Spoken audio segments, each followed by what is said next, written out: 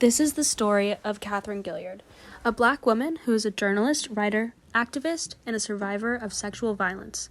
She was sexually abused at the age of 6 and suppressed her traumatic memories. This is a common response for children who experience sexual abuse at a young age. 10 years later, during a high school book report, she began to process what had happened to her. As she disclosed information in high school about her abuse, she then experienced it 2 years later as a freshman at Howard University. Catherine was sexually assaulted by a stranger who trespassed into her dorm room. The director of the dorm was called, as well as the police.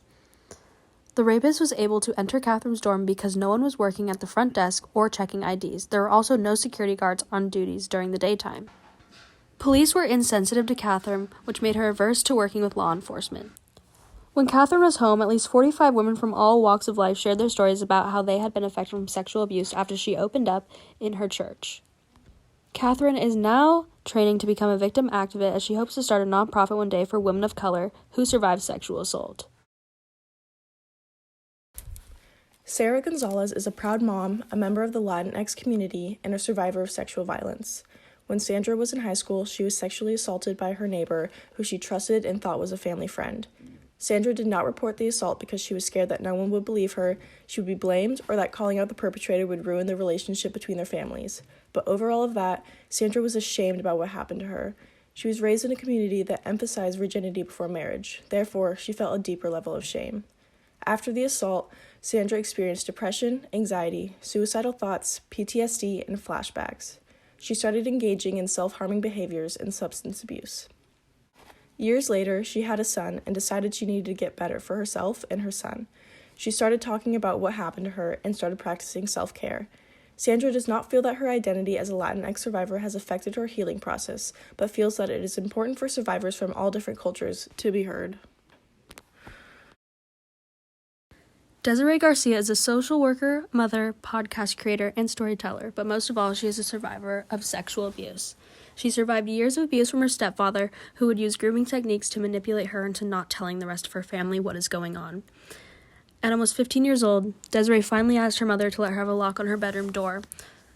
When the perpetrator tried to enter and he couldn't, Desiree decided that the abuse would no longer continue. Desiree finally decided to report the abuse to a teacher at school. The teacher did end up reporting it to a counselor, but the counselor did not believe Desiree and told her that she was lying or being dramatic about the situation.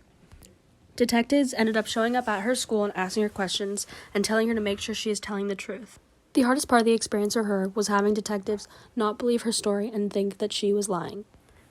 About 10 years later, after her perpetrator had been in jail for 10 years, he was released from prison despite Desiree asking the court to extend his term for her own protection.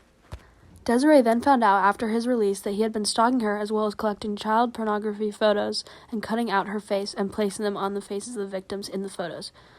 She told her family, and they were extremely supportive.